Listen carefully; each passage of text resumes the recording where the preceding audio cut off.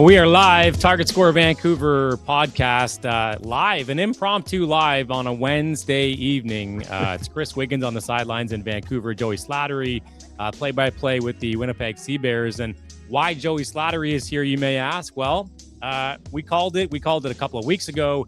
It's down to one final game on Sunday afternoon in Vancouver at Langley Event Center between the Winnipeg Sea Bears and the Vancouver Bandits. That's going to decide first place in the West. I know Winnipeg's got a game on Friday night, but really, and we'll explain this a little deeper as we get into the program today, that game's kind of meaningless. It's not meaningless, but it's not really going to affect... depends on who you ask. Yeah, it depends on who you ask. Yeah, it's not really going to affect the outcome of the top of the West. Thanks for being here. Follow along at Target Score Pod on Instagram. Like, subscribe, do all what you do on YouTube. Slats, my guy, thank you for doing this on a Wednesday night. Oh, man, thanks for having me on. And yeah, you're liking what you're seeing. Give this thing a like, give it a subscribe, give it a follow. Turn those noties on because you never know when we're coming at you live. That's what the kids are saying. That's what the kids are saying, the noties. Noties. Andrew Savory off tonight, but he'll be back on our next Target Score Vancouver podcast. I probably will go live after Sunday afternoon at LEC, so we'll see how that all plays out on Sunday afternoon. But regardless, you and I should probably do something live post game. What do you think? Oh yeah, 100%. I have nowhere to be, so it'll work for me. For you, you'll be at the arena. So, and it's fun because you have another national game. So who knows when? That's the other thing too for everybody watching. For the Winnipeggers that'll probably be tuning into this, you know how it goes. There's usually a time post game, but it's tough because it's got some post game stuff to do. So just like that's why I say have your notifications on. And when the show starts, you'll get the notification, or when the link is set. We try to get the link set up a little bit earlier, and I'll be taking care of that from the back end while you're doing work there, Chris. But like if it says we're going to be live at whatever time, it might be a few minutes late. We're not having difficulties. Most likely it's probably because we're wrapping up our duties post game. And, with CBC having that game, sometimes the post game could extend, right? So you might have your walk-off interview, but if they have to go to the next hour, you'll be a little busy. So keep it locked in. That said, because it'll be like essentially a Winnipeg Vancouver crossover, we'll probably start early, even if Chris is a little bit long, and then he'll join in. But just have the notifications on. Best way to go about it. I want to see if the LAC staff will let me do, the Joey Slattery post game live show style from the courtside desk. Well, listen, if I could pull it off in Winnipeg, like I don't have the pull that Chris Wiggins has at Langley Event Center, like the king of Langley walking in. They're going to roll out the red carpet, I think. Yeah, I don't know. We'll see. Vancouver Bandits, tough loss in Montreal. We haven't actually had a program. We haven't had an episode since Winnipeg, lost to Brampton as well. So we can kind of touch on both games. I think we got to start with the Winnipeg Vancouver game. Oh, yes. We haven't talked about that. We have not talked. That is either. That might be the pinnacle of the season to me right now. Like at this point, like Sunday will be it. But right now, man, that flipped the script. Yeah. So let's maybe start there then with the Vancouver Bandits coming into Canada Life Center 92-77 over the Winnipeg Sea Bears. You were there. You were on the call. Let's start with maybe your thoughts on I said this to Savory. I said we're going to be in big trouble. He was like, I'm predicting a win tonight. And he had a long checklist that came along with that prediction. He was like, if this happens, this happens, this happens, this happens. And it went like Santa Claus's list. It was I was like, man, they have to hit all those to win tonight. And I guess it happened, but I didn't see that coming, nor did I see that, lopsided of a score either. Well, I'll say this. I honestly think that Winnipeg got exposed a little bit. There's two things to this. I mean, realistically, the Sea Bears, got Xavier Moon, and they had the storybook start they could have, like the best storybook start they could have asked for. Moon comes in, gets a double-double. Teddy sets the record not only for all-time scorer, but all-time leading scorer in a single season, but also the most points scored in a game at 54. We've never seen a player break 50, right? So the celebrations were going. And I think people jumped on the bandwagon too fast, as happens in this league, right? Losses feel worse than they are. Wins feel better than they are. We've talked about this before. It's kind of like the CFL schedule a little bit, that it's so compact in 24 games that every game kind of feels bigger than it is. But what happened in that game, and I give full credit to the Bandits because they were behind that entire game and they had chances to come close and take the lead and never did until the fourth when it mattered most. And what they did is they used their size to their advantage. Winnipeg needs to use their size to their advantage. They're smaller and they need that transition offense. They need their guards to get running and they need to find those shots. And one thing that Vancouver did progressively well throughout the game is they slowed down the transition to almost nothing for the Sea Bears as the game went on. And they did not let them get set up. Like Dom Parolin in that game, for me, he was my player of the game. I thought he played phenomenal in how he was able to guard. In the fourth quarter, he was guarding Xavier Moon, a former NBA guard, at half. And he is like almost a foot taller. Like what's Dom Parolin? Like 6'9" to Xavier's 6 and change. And he was visibly frustrating Xavier Moon in that game. And there was one offensive charge on Simon Hildebrandt. And it was like textbooks. Hildebrandt got in position. He was squared up. He took it right in the chest. But you can tell Parolin was like, I am going through this guy, even if I'm taking the offensive charge. He went shoulder to chest. It was some of the hardest impact I've seen all season. And he took the charge, no reaction, and went the other way. And I thought to myself in that moment, like, yep, they got the possession back. And it was a great defensive play by Simon Hildebrandt. But message received. They bullied them a lot, especially down low. They were all over Tillman. You know, they made it hard for the guards to rebound. They were like, and God, they were punishing the rim. Everybody had massive dunks. Karnick played phenomenal. Parolin played phenomenal. Mulder had a highlight dunk. Like, and I'm missing a few, man. Like, it was a really, really perfect game from Vancouver in a sense. I know it wasn't like you asked, you know, Bram or your coach name's slipping here.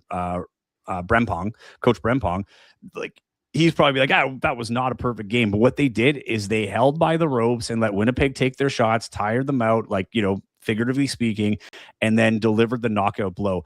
They were down 14 and then they were up 9 at target score time. Like it was that quick of a turnaround and Winnipeg didn't have any answers. And it's a big win for Vancouver for me. And this is why I call it the pinnacle, because of all the adversity Vancouver went through. I thought the roster they put out that day reflected that. And they still came together as a team, understood their strengths, and, you know, put Winnipeg against the ropes and knocked them out and took a massive game in the standings. If they lose that game, I don't even know especially after what we know what happened in Montreal, I don't think we're talking about this race anymore as it being a true race. I think it would be like Vancouver's desperately trying to do whatever they can to get, you know, Winnipeg to beat Winnipeg for first spot in the West. But that was a phenomenal game from Vancouver. Like, it wasn't the prettiest for sure, but there were a lot of pretty plays. And Shamar Givens, dude, so fast. They pulled Winnipeg's page too. Not only were they playing bigger, but they were getting out in transition, and Winnipeg struggled to slow them down. So I thought it was a phenomenal game for Vancouver, an important game for Winnipeg because it brought everything down and showed very clearly where some of the weaknesses are that they're going to have to address as a team because they have a smaller lineup. It was a good game for both teams, and it sets up for a great Sunday, but obviously the next games after weren't great. But what did you think? Yeah, no. Now that you say that, I mean, I suppose it is kind of the deal breaker that could be for the rest of that, you know, for the rest of the season as we get closer to Sunday. I mean, yeah, if Winnipeg wins that game and then Vancouver goes on to lose in Montreal, then we're in a much different position. I remember jumping on the podcast with you post game, and what really stood out to me was the 7 points held. Vancouver held Winnipeg to 7 points in all of the fourth quarter, including target score time. And I believe, correct me if I'm wrong, Slats, I believe they held Teddy Allen to just 7 points in the second half as well, or was it just 7? 7? Yeah, okay, 7 points. So to me, that's the game right there. You don't hold Teddy Allen to, you know, if even if he gets 12 in the second half, you know, it's a little bit of a different game. And then maybe those 5, 6, 7, 8 extra points from Teddy, you know, start some momentum in the fourth quarter. Maybe they score more. I mean, 7 points in the fourth quarter typically isn't going to win you many basketball games. So to me, that was the very telling statistic that stood out when I was looking at the box score. I also agree that Dom Parolin had a fantastic night, but for me, the big guy that won this game for the Vancouver Bandits was James Karnick. 17 points, 12 rebounds. I remember him hitting some big free throws. He was 5 for 6 from the foul line. But yeah, you're right. Good minutes from Michael Mulder. more minutes than he normally sees, and that big dunk kind of, you always like to see a boost of confidence for Michael Mulder. Jarkel Joyner, who to me has felt like he's, maybe dropped off a little bit from where he was at earlier in this CBL season. 24 points from him, so he was, kind of back to what he does best. But yeah, Shamar Givens, man, I don't really think anybody can stay in front of Shamar Givens. He's got to be the fastest guy in the CBL. But yeah, I mean, in my opinion, from my perspective, all bias aside, I was surprised to see the Vancouver Bandits roll into Winnipeg and get that W. But it's gonna yeah, you're right. That W is gonna be a big reason why, or is a big reason why Sunday is where we're at on Sunday. I mean, I talked about it off the top of the broadcast here. Friday night's game for Winnipeg is not going to do anything. It's not going to change anything in terms of the top of the West outcome. That is all determined on Sunday. Yeah.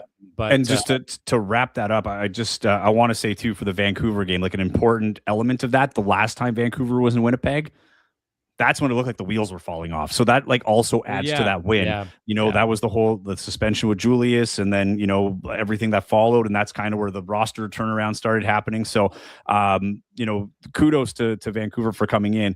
And the reason why this game means a lot, and I'm going to just give your fans the quick skim over. I'm not going to get into it, but Winnipeg lost another tough one on that. They've lost 2 straight on national TV now at home. And this one was to Brampton, who was struggling all year and got their biggest win of the year. And yes, Mike Rabel called out the referee by name, and there was some frustration with the calls. But at the end of the day, it's not blamed on the refs. It was a massive opportunity dropped, and they were playing a desperate team. I'll say this. Mike Rainbow said, and Mike Rainbow being the head coach of the Winnipeg Sea Bears, has said, we're treating every game like it's a playoff game. And after the loss to Vancouver, he said, if this were a true playoff game, we wouldn't be at practice right now. We'd be cleaning out our lockers. And that's back-to-back like that now too. So we'll get to the Montreal loss, but this is why this Friday game against Ottawa, it's important to Winnipeg for sure. The inside that locker room, it's a very important game. But statistically speaking, we'll get into it. It's not that big because of that game in Montreal for you guys, where you go off this super high win and your morale super high and super, you're thinking this is the moment where we build the team. But going back to what I said earlier, can't be too high in a win, can't be too low on a loss, because that loss in Montreal was crushing. Yeah, it's a tough place to play. You and I were talking about it after the game.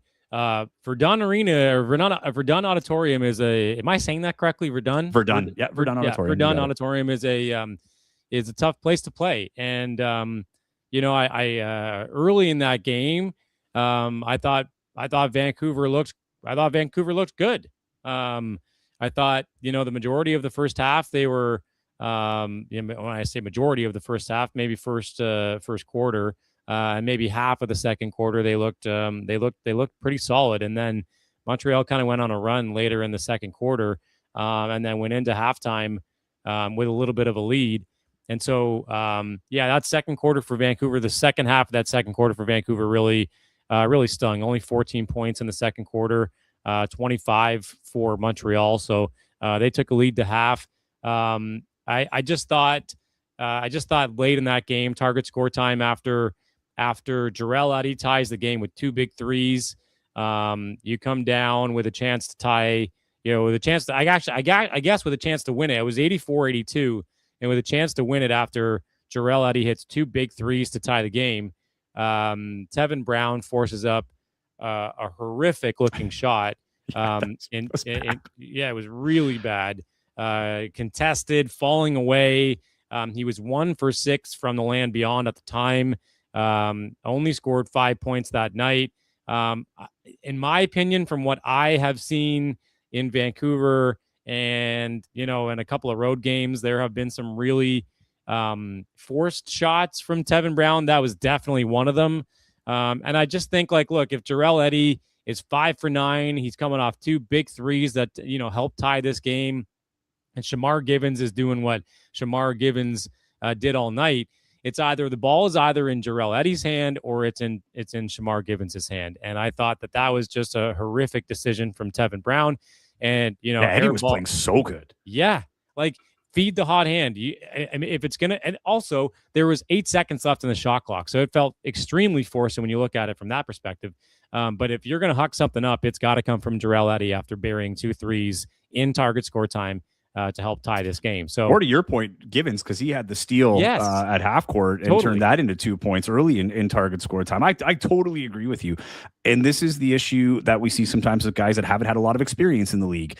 These are dudes that, if you're not used to target score time, it's a mental hurdle, right? Like, and what I mean by that is you have, like, you want to be the hero. It's hard to turn that off, right? And when you know it's a winning shot, it's like playing in the playground. And most players don't play this way, even the Canadians, unless they played in the CBL for a few years. Like, it's a bit of a mental hurdle. And I think that's all it was. I think he got caught, just in that moment, like, I can win the game, and your instinct takes over. And, it cost them, because that was a game Vancouver should have won. And it is a massive gift to Montreal. We talked about how big the Vancouver game was with Winnipeg. Montreal might get in the playoffs now. They were last going into that game, right? And if you've seen the stats, they are slammed from top to bottom in the East. Like, we don't know who's going to be where, right? Or even who's going to be out of the playoffs right now. In fact, I think if Niagara loses tonight, someone's in, but if they win, no one's in. Like, it's weird. It's just, it's so weird with the East. And that was a massive win for Montreal at home. So, that makes everything so much more interesting now, because you guys have one game left in the season. So, that would have been a real stranglehold on the West. And you can get into this, because you were talking about it to me on our chat. But there's some injuries, man. If they would have had that win, it would have taken a little bit of pressure off that Winnipeg game for sure, potentially all of it. Yeah, and I believe James Karnik is hurt. I believe there's an injury to his heel. I don't know if it happened during the game in Winnipeg or if it happened at practice, but I'd be surprised if we saw James Karnik be ready on Sunday. So that's something to note as well. I know Dom Perlin is got some issue. I don't know if it's as bad as James, but I think both of those guys are banged up. So it's tough. It's very tough. So whether the two of them go and they have limited minutes, or it's just Dom. But from what I'm hearing, James has an injury to his heel, and I don't think it's a great one. So that's gonna be a tough blow if he's not ready to go. I'm also hearing, and I put something out on Twitter about Mitch. Okay, hold on. We're going to preface this with this comment from the one and only Matt Bonomi, because he's looking for the answer here too. He wants to know if a certain guy is going to be here. Need Wiggins to tell us the deal in the Van Instagram post with the kid. Yeah, I saw that today too. When I saw it, I thought it was a mistake post. I believe it's a kid of one of our staff members. But then at the same time, she reshared it. So, okay. So I don't think it was a mistake, but I also don't really understand it. I thought it was like some sort of, like, immediately I thought it was some sort of nod or tease to someone coming in here. Someone had messaged me. I don't remember who it was, but they were like, is this Mitch Creek's child, like, kid photo or AI Mitch Creek they're trying to do? Like, people thought it might be some sort of like foreshadowing that Mitch Creek might be back, and I don't know why, but even I thought, I'm like, what does that have to do with Mitch Creek? Yeah, I don't really I like no caption. There's not really much. I don't really get it.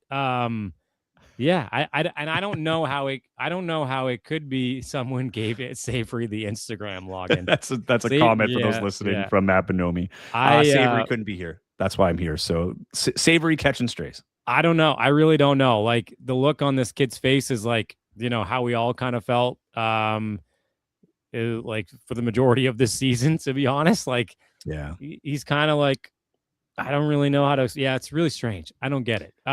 But back to what I was saying about, I tweeted something before the Bandits game in Winnipeg where Mitch Creek was on the active roster, and I was told that he was going to likely play, and he wasn't in the building. So I don't know if in the country. He wasn't even in the country, and he's certainly not shy from sharing the fact that he is on a beach in Sydney or whatever part of Australia, even while he's on the active roster. like in Vancouver. So I don't really understand that. I've also to double down here, I've also been told that he is going to be ready to go for Sunday. So like now, if he doesn't show up for Sunday, I've swung and missed twice. Well, here's the thing. Like if before we get into whether he will or won't, to clarify for listeners, whether you're Vancouver, Winnipeg, or elsewhere, glad you're with us. Remember, like and subscribe if you can. He needs to play in that game. Yeah, I agree. Because the reason why he's been on the active roster is even though the spot, he might not be there, I think you have to have a minimum of 10 players on the active, like on the game day roster. So if you travel, like you need to have 10 guys dressed.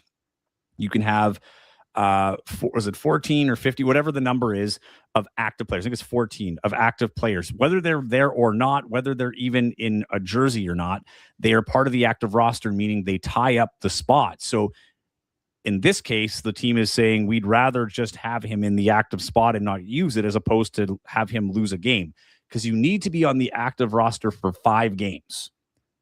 Beyond that, you have to play, even if it's 1 second, you have to play in 3 of those games.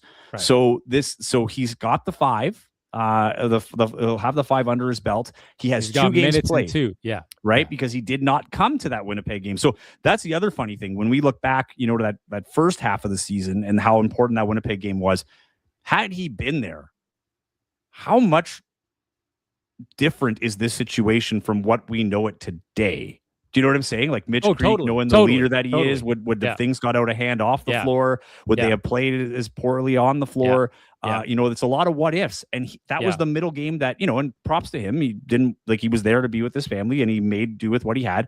But if he was there for that, he would already have those games under his belt. Yeah. And who knows what the situation's like. But if he doesn't play on Friday, or on Sunday, he does not play in the playoffs. So everybody's clearly watching this. I think Winnipeggers are just as excited and just as curious as to whether he'll be in the lineup. Yeah. And I mean, again, all bias aside, I think Mitch is great for the team. I mean, obviously for the team, I think Mitch is great for the league. You and I were talking about it a couple of days ago. Sea Bears fans, they want it too. They want that they want the best game possible. Yeah. They want the best talent there. Fans want that stuff. Media wants that stuff. So I hope he's there, and I hope for playoffs he's in Vancouver too. I just don't think they advance past Wednesday or past Thursday the 6th, which is the Western Conference semifinal. I don't think they advance past that game without Mitch Creek. At Langley Event Center or not, I don't think it's the year. Okay. 2 things before I get to that part. I actually think Winnipeggers would much rather see Mitch Creek if Winnipeg played them in the second round in Winnipeg. I think they would not want him in the lineup in Vancouver just because you want to see the best players. Like Mitch Creek has a fan base and an appreciation, if not across the league, definitely in the West. And like you said, from the marketing standpoint, Teddy Allen, Mitch Creek, Xavier Moon, Shamar Givens, pump out the stars. Both of these teams have stars. Mitch Creek and Teddy Allen and Xavier Moon. I know Shamar Givens isn't there in terms of the MVPs, right? If he's in that game in the playoffs, or even on Sunday, but particularly in the playoffs, you've got 3, 4, 5 of the 7 MVPs in one game. Yeah. That's crazy, dude. Yeah. So of course I want to see it. I want to see them go head to head. I want to see the stars go at it. I want to see Mitch Creek go at, Teddy Allen or Jeremiah Tillman Jr. or Teddy going at Mitch. Of course. It would be great for the league for sure. I'm a big fan of watching Mitch Creek play. He's one of my favorite players to watch. He's so fundamentally sound. Yeah. He's clearly a culture driver. He as much as we give Kyle Julius credit, you have to give a lot of credit to Mitch Creek, because he took what Kyle Julius was trying to build and put it into practice. The coach can't be on the floor. And when Mitch Creek arrived in Vancouver, that was truly when the page turned on that, disastrous 2023 season where Vancouver was hosting Champ Weekend. You want to see him in the game. I still think, though, that they can win without him. Okay. Yeah, fair enough. I mean, look, they've won some big games without him. I think that might be just the pessimist in me as well. I'd be more worried about the playoffs. On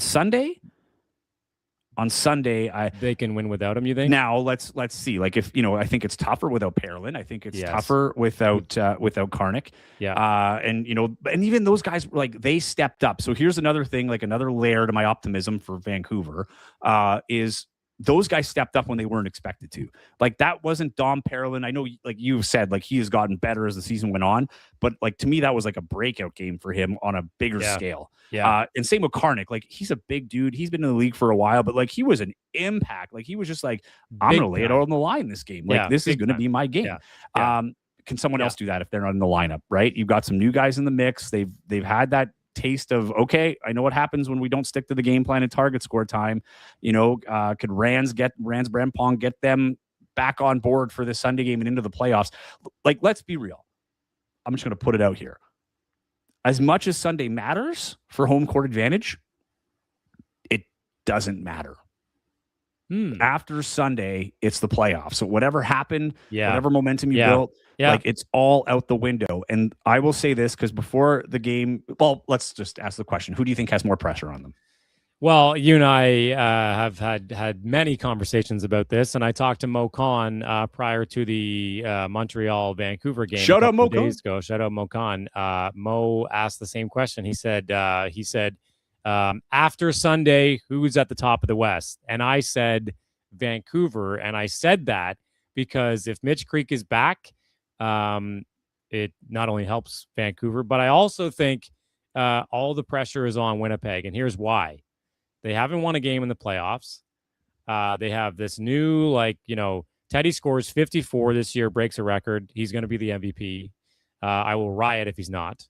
Then Xavier Moon comes in. He play, and so, like, there's that storyline with him and Teddy. I just think, like, without Winnipeg having any victories in the playoffs yet, I think all the pressure's on Winnipeg, especially if they're I shouldn't say especially if they're on the road, especially if they're at home.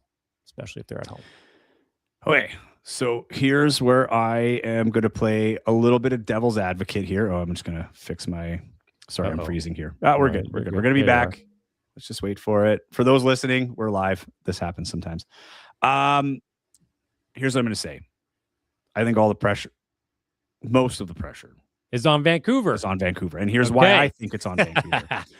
Because Vancouver has been at the knocking on the door. They should have been, many would think, and very well could have been, back-to-back finalists. Yeah. Right? They lost to Niagara. Yeah. And you almost had this, what could have been a storybook, revisit of that 2024 final, because Niagara repeated. So, and they got, they lost in the most dramatic and frustrating of fashions at home. With everything that happened with Kyle Julius, knowing that he's gone to China, and Mitch Creek, like, regardless of whether or not he comes back, Mitch Creek is still at his peak, but like on the other side, right? He's going to start thinking about his body. He might have played himself out of this league. And with Kyle Julius there, like, who knows? Like, does he come back? I'm not going to speculate that. That's off-season stuff. But it feels like this is of this core, not saying they could come back next year and not be a contender, but like, this is the closing of the window for this team, right? Of the guys that you have, some guys have already gone. But I think this is their window. And I think there's that sense of desperation of, the years we were supposed to win it. And Kyle Julius talked to me about this when he was in Winnipeg. How many years have you guys won almost went undefeated? You still have the record for most wins in a season, right? Scarborough's going after it on their game. But you won all the games, and then you lost when it counted by a team that, shouldn't have beat you based on the standings. And they did. And they came out and they played hard. As much as Calgary got that favorable call at target score time, they were in the game for a reason. It was a great game. We forget about how good that Western Conference final or semifinal was last year. So I will go as far as saying that there's pressure on Vancouver, especially if they have home court, because Winnipeg has just proven a few things. they've never won a playoff game on home court. They had 2 and 3 technically because championship weekend. Further to that, they've lost their last 2 at home. So like now I don't think that home court, they have 3 losses on home court. I don't think it's as glowing as it was. Yeah. And I think the blessing for Winnipeg is we don't care where we play. We just we just got to win the game, whether it's at home or in Vancouver. And, in another conversation with Mike Rainbow, we said, if you're worried about the venue you're playing in, that probably sets you up for, disappointment one way or the other. Yeah. You got to be ready to play. So I don't think there's as much pressure on them playing at home anymore. And honestly, like, I don't know if they want to play Edmonton at home. Even though they swept the season series, there's a lot. Like, if anything, they will be motivated. Or at least the fans will continue to remind them. Edmonton has broken hearts so many times at Canada Life Center, including the playoffs, that I think they would almost rather, fans, speaking from the fans, I don't think the players care. I almost think fans would rather the Mamba. So, like, and I'm curious, based on your thing. So let's just say, is Edmonton to Winnipeg, Calgary to Vancouver? Like, it was for a long time. Are they the thorn in the side of the Winnipeg Sea Bears? Here's the thing. Get in the comments for those who are still watching this evening. Get in the comments. Who has more pressure on Sunday? You know what? What? Vancouver with more pressure? I can do or this. Is it Winnipeg with more pressure? Hold on. Keep talking for a second. Okay, I'll keep talking for a second. Are you putting up a graphic or something fancy for us? Are you doing a poll for us? Can you do that on this program? Yeah, I think I did it once before. Okay, cool. All right, so who has more pressure on Sunday? Is it the Winnipeg Sea Bears on the road at LEC, or is it the Vancouver Bandits, who have historically been very good at LEC? Here's hoping that how people good is see that? It and vote. Get Pressure it belongs in tires. Alec Manoa and Mitch Creek, probably. Yeah, that's right. Yeah, pressure is a privilege, baby. There's Matt Bonomi again.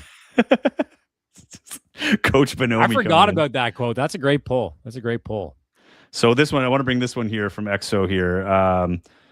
That 2023 inaugural season playoff game lost to Edmonton was heartbreaking to watch in person. See, this is what I'm saying. EXO 204, love you, man. I love that you're here on the Vancouver pod. Hey, you know what, man? You may have changed my mind, Joey, with this no pressure, for Winnipeg. Like, maybe you're right. Maybe you're onto something. See, there you go. We have a vote already for, 2 votes for Vancouver. Yeah, we'll let that simmer. But like, I honestly think more pressure on Vancouver. Come on, homie. I don't think the pressure's there anymore.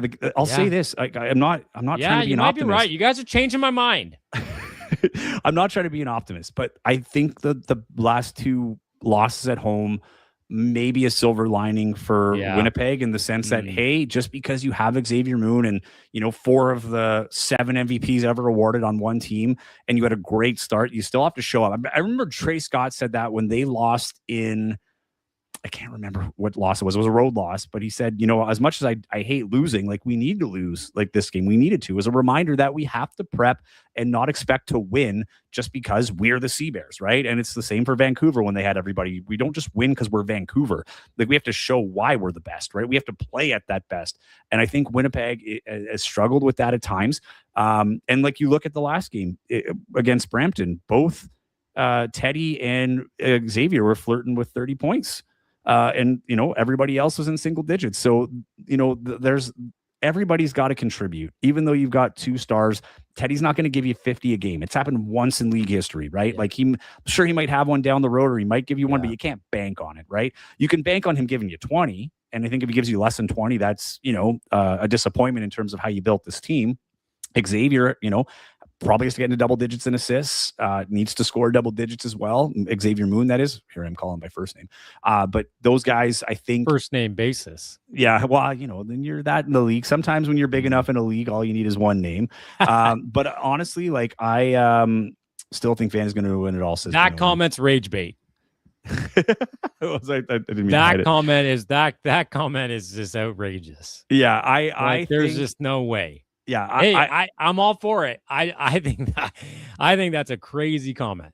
I think that's a nuts prediction, dude. I don't think that it is. Like, I honestly think, really. No, I here's the thing, dude. It's the CEBL. Like, Yeah, All I you got to do is know, click at I the right know, I time. And if know, you have Mitch I Creek, know. I think that's the other thing. Yeah. We're talking about this hypothetically without really knowing the status of Mitch Creek. And we will not know until either we see him in a practice or the day of the game. Like, who knows? Quick check on his Instagram. No updates. No, so yeah, right. Like in here, it's all speculation, so it's tough. But I don't think, like, again, Winnipeg has had a way of losing games they should have won. That inaugural season, they should have beat Edmonton, and they lost to Edmonton. So when you were going back to the main question, sorry, we got off track with the comments. But when you said, is Edmonton to Winnipeg what Calgary is to Vancouver? In short, kinda, because it's been very lopsided. It was Edmonton owned Winnipeg for a long time in Winnipeg, and then the last couple of years, Winnipeg's flipped the script, and I think they're 500, like all-time record or one game difference. So it's not like the back and forth that you saw with Vancouver and Calgary, but it has that, like, before there was the Western semifinal last year, there was the play-in game for Winnipeg in 2023, which was a very similar kind of feeling of, expectations were high. Everyone was optimistic. The energy was there, and it was just sucked out of the building. And even, like, I don't remember if it was that year or the year after, but Isaiah Osborne, who now plays for Winnipeg, had the target score winner in one of those games to end the season. So, like, nothing is taken for granted here, but I honestly think there's a chance, like, my hot prediction, I'm not actually like predicting it, but if I wouldn't be shocked if you saw a shorthanded Vancouver beat Saskatoon, if that were the matchup. And if Edmonton plays Winnipeg, what if Edmonton beat Winnipeg and Saskatoon beat Vancouver? Yeah, then what? Yeah, exactly. But it can happen. Yeah, no, I know. You're like, not wrong. All of these teams have beaten the other team. Yes, like, you're not wrong. With the exception of Edmonton. Edmonton didn't beat them this year, but even if it's the other way around, like Saskatoon has beaten Winnipeg. Edmonton beat Edmonton beat Vancouver this year. Right. So if Edmonton if it is Edmonton playing Vancouver and Saskatoon playing Winnipeg, like, dude, I would not count your chickens before they hatch. Last time I used that term, I think I said before they get there. So I'm just gonna pop up this comment just to clarify. I know we talked about this earlier. No, you need to be on the floor for 3 games. You need to be active for 5.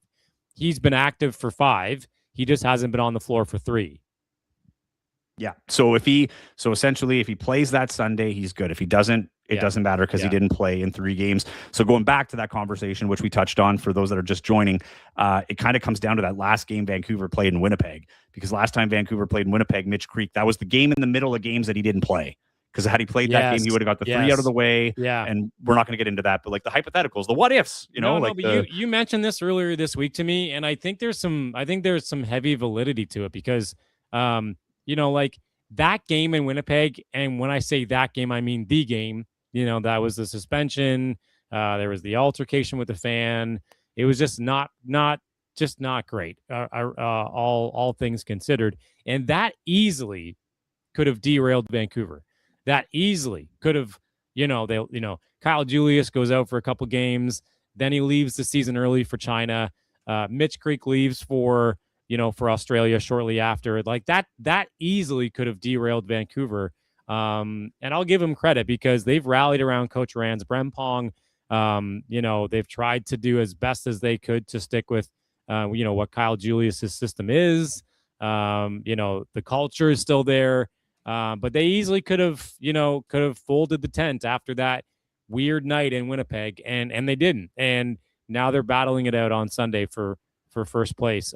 As that ticker goes at the top of the screen, I wanted to read some of the scenarios or the one scenario explanation that I got from the league. Aaron Gogashvili, Senior Director of Basketball Administration, aka Gogo. And because I tweeted something out after the Montreal game, because I was like, horrible possession there to end the game, a great chance to shut the door on Winnipeg. And what I mean by shut the door, I meant that in an optimistically speaking. I didn't actually mean that was going to clinch the first place position for Vancouver. But why I said that was Vancouver then, like right now, Vancouver has a win up on Winnipeg. They're one win ahead of Winnipeg in the win column. And then with Winnipeg playing 2 games and Vancouver having a home game, optimistically speaking, I was like, man, that all but really shuts the door on Winnipeg because they have to win the game on Friday if Vancouver wins in Montreal. They don't win in Montreal, and I get this email. It says, regardless of the result of Winnipeg's game against Ottawa on Friday, Sunday's matchup between Vancouver and Winnipeg determine the number one seed in the Western Conference. We know that. If Winnipeg defeats Ottawa, the winner of Sunday's game will finish with the best record in the conference outright. If Winnipeg loses to Ottawa, a Winnipeg victory on Sunday would leave both teams tied at 14-10. The season series would also be tied at 2 games apiece. But Winnipeg currently holds a plus 12 point differential through 3 meetings so far this season. And as a result, the winner of Sunday's game would also secure the head-to-head tiebreaker and with it, first place in the Western Conference. So, that math meme or like Charlie Day on It's Always Sunny in Philadelphia when he's got all the papers and the strings and like the Sharpie marks, and he's just like so confused at his cork board or whatever. That's what the CB, every summer we do this. It's like, okay, math here, this team wins here, they lose, point differerential, plus minus, like it's crazy. So bottom line is Sunday is what's going to determine, unless Winnipeg loses to Ottawa, then there's a Winnipeg victory. And no, wait, never mind. No, it's no matter how. I was just trying to think of like that 12 point, that plus 12 point differential can't change because it's the point differential between Winnipeg and Vancouver. So it really is no matter how you slice it, and it's top of the West on national TV, and you can't ask for much more. Yeah, if Winnipeg won that game against Vancouver here, it's a totally different story. But because Vancouver lost in Montreal and then Winnipeg lost to Vancouver as well as Brampton, again, that might be a huge gift as well to Vancouver from Brampton. Yeah. But it doesn't matter because either they're going to win it outright because they won. Like if they win in Ottawa, they'll just have a better record. And if they lose to Ottawa and beat Vancouver, the point differential and the head-to-head differential would still favor Winnipeg. So it really does come down to that game because either it's just as simple as they won or as not so simple, the even record. But I wonder what attendance is like. I wonder what attendance is going to be like. Like that place can be loud at LEC, dude. Oh man, yeah. I'm going to forecast close to a sellout. Yeah, it's like a free playoff game. Yeah, I'll stay close to 5. 5. Yeah, because it's a preview. It is the most realistic preview of your conference final. Yes, whether we get that conference final, we don't know. But realistically, I think anybody here would say, except for this person, what's up? Go Mamba! I love it. Let's go. Got Mamba fans in here. I love it. Never know, man. Never know. The only thing too is like Sunday at 12:30 local time is not ideal for a Sunday in the summertime. Like midday Sunday. Not the best. Like it's gonna be hot out there. Free air conditioning. Yeah, you're right. Free air conditioning. And the other thing weird about BC is like that. That actually could mean something. Free air conditioning because the majority of places in BC don't have air conditioning. Wild to me. Everybody in Canada should have air conditioning. I agree here with Mr. Bonomi as well. In a dream world, all playoff meetings are the best of 3. I agree. That's coming from this one too. Because regardless of the new format, the single it is crucial to lock in. You're totally right. And then that's where Matt responded to that. No, so I agree. Well, I mean, breaking Mamba up 2-0 in the first 45 seconds. Jeez, man. Matt Bonomi is on top of it. Love it. This is awesome. Oh, this is D. That's why Bonomi's a bum. That's got the Brampton boys going after. That's D. Yeah. We should have known with the logo in the profile picture. Oh, but God. Man, yeah, like, look, we said it. I said it a number of times. You and I both talked about it. The Target Score, podcast network group chat has been talking about it. Like it was going to come down to that last game on Sunday on national television. And here we are. I mean, and how great is that for Canadian basketball? How great is that for the CEBL? Really? Yeah, totally. Like, here's the thing. The Sunday, both teams are going to be locked in. I think it's going to be a good game. If I had to predict, I think it's going to be 2 possessions or less difference. And I don't know who's going to win. And if it's more than that, I don't think either team is going to be as disappointed as we think they are that they didn't get home advantage.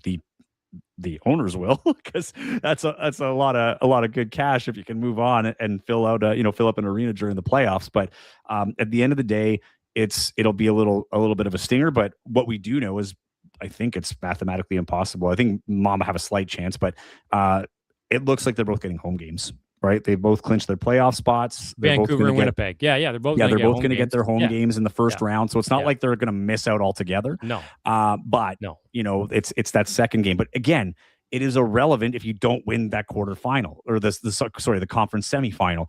So part of me sitting here like you want to have home advantage, but like if you get home advantage, which they pretty much have locked up, if they don't have it locked up already in that first round, then and you lose that game, it doesn't matter anyway. Right. Like as far as we know, Saskatoon could still host a playoff game like that. That is not outside. The only team I think right now that can't, or I'd have to check the standings, but I'm pretty sure Edmonton cannot or is pretty close to can't. Like it looks like it's going to be either Winnipeg or Vancouver and then the Mamba. No, they can't. I don't think they can at all. I don't think Sask or Edmonton can host a game.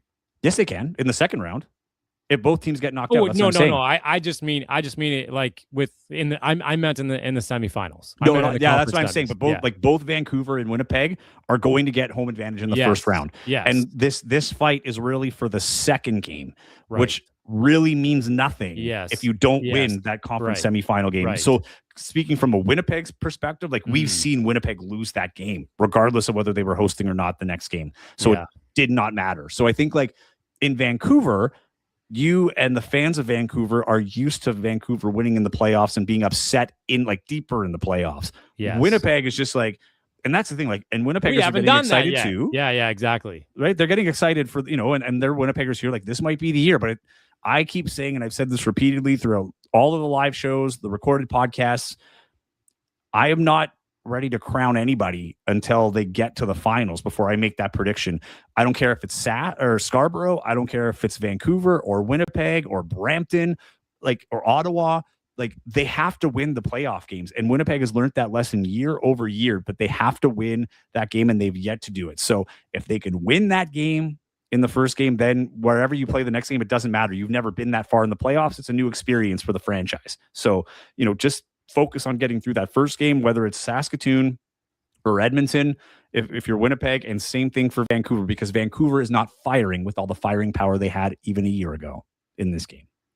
So lots still up in the air for the Eastern Conference as well here, as we see Niagara and Saskatoon tonight, right? What are you laughing at? Because D just put out lies. Joey crowned Ottawa 3 weeks ago. Like, yes, I have teams that I think are going to do really well, but I'm not going to say they're going to win the championship, though. Ottawa might win the championship. So, Eastern championship. Tonight's going to be a big night for Niagara. Then Montreal plays Brampton. That's going to be another big night tomorrow. And then Ottawa is at Canada Life Center on Friday. So the East still is correct me if I'm wrong, the East still seems like it's very much up for grabs other than first place. 100%. Just brought this if comment Scarborough up. Gets bounced in the first round. Dude, I've been saying this too. Jeez, I think the team most primed for an upset this year or this playoffs are Scarborough. Wow. If it does happen, I think they're a championship caliber team. Yeah. But they're a team that plays very heavy on their emotion, but it goes both ways. That's why I think Terrell Vernon is the weirdly oddest fit, perfect coach I've ever seen in the CBL. He's so calm and articulate in his interviews.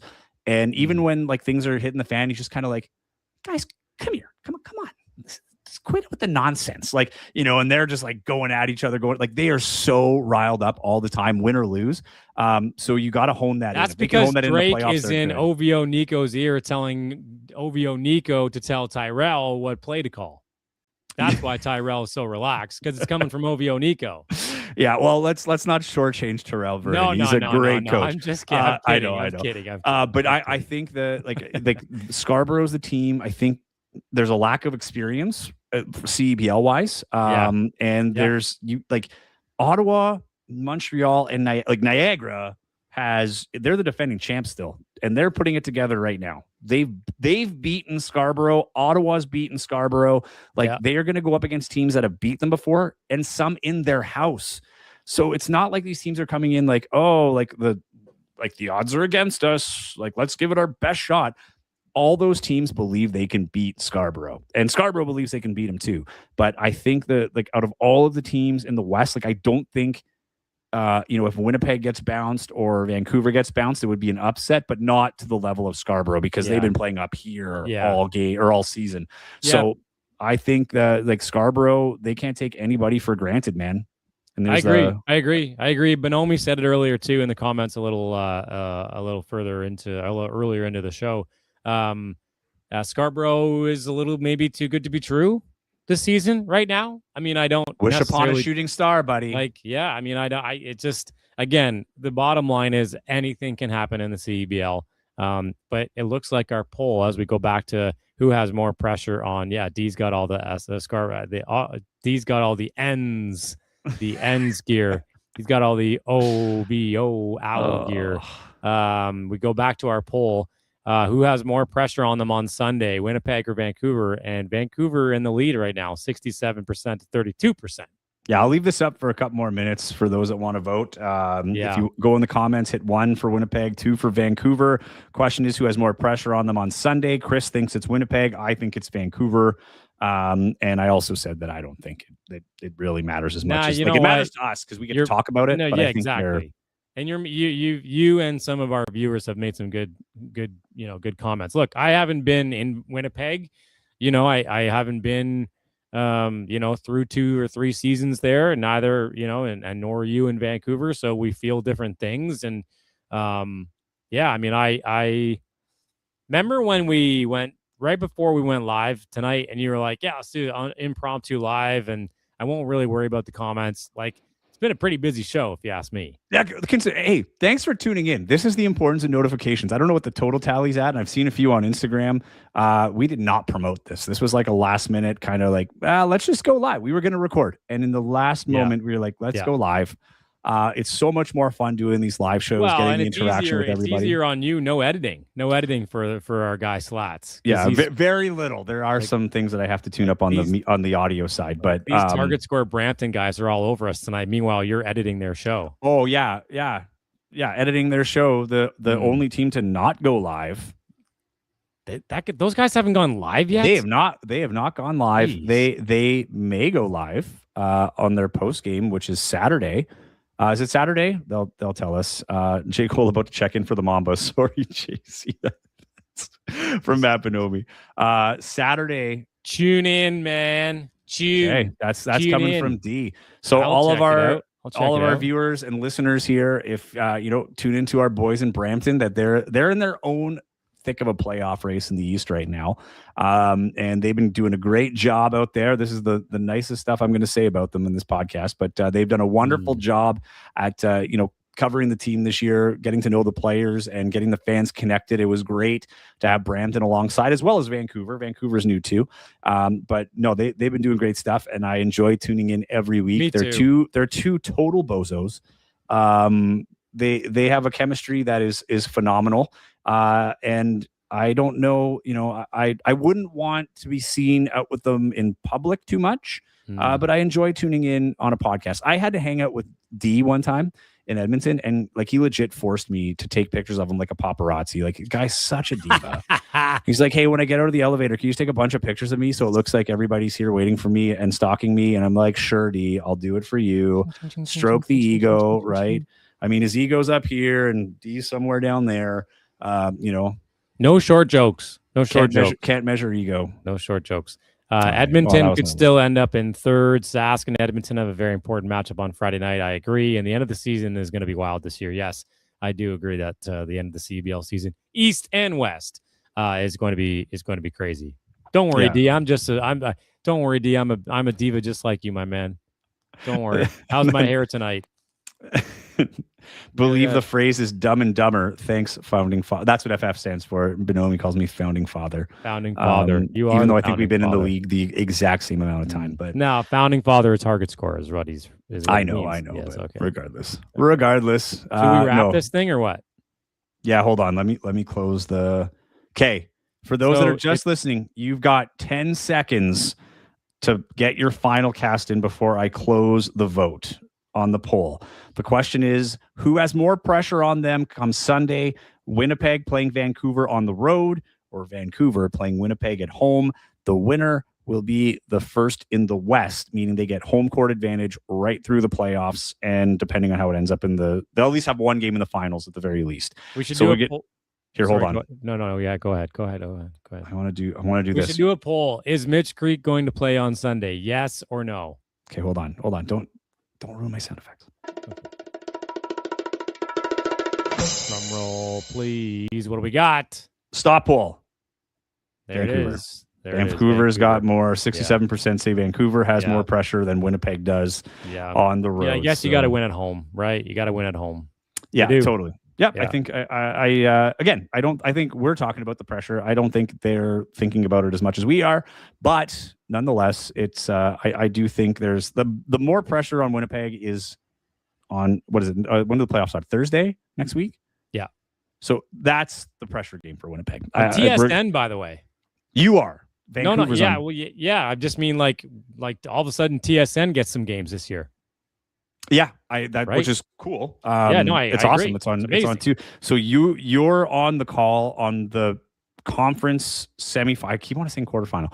Conference semifinal. So that is your TSN debut. You've been on CBC a bunch of times, but it's your TSN debut. Congrats, dude. That's awesome. How stoked are you for this?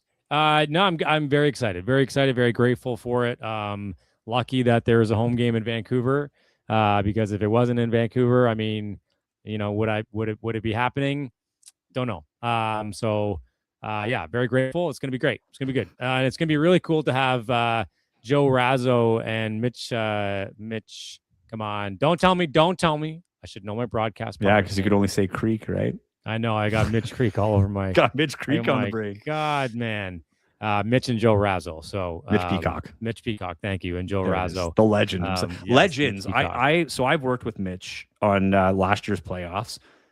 He's a treat. Like he is the best. I look forward to guy. I look forward to it. Total unflappable pro. So good under pressure. Calls such a smooth game. One of my favorite announcers in this league. And then you've got Joe Razzo, as Matt Bonomi calls him, who is one of the greatest color analysts we have in our game, in our league.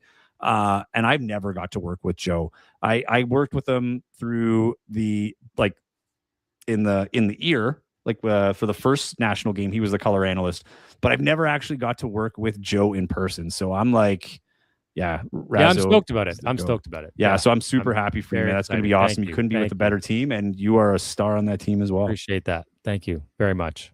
All right. Means a lot, man. We almost went an hour. This is crazy. Hold on though. You got to hit the post because I got my stuff lined up. Okay. All right. How many seconds do I have? I think it's 15. I don't know. 15. Okay. All right. So should I start talking now then? Yeah, whatever. Sorry, guys, if we're a little early on the music. You just have to watch us for a second while we end the broadcast. Yeah, no worries. All right. Well, that'll wrap up another edition of Target Score Vancouver. Impromptu live.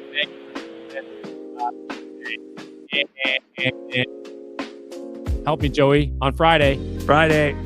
Yeah, we'll see you there. Oh, no, bye.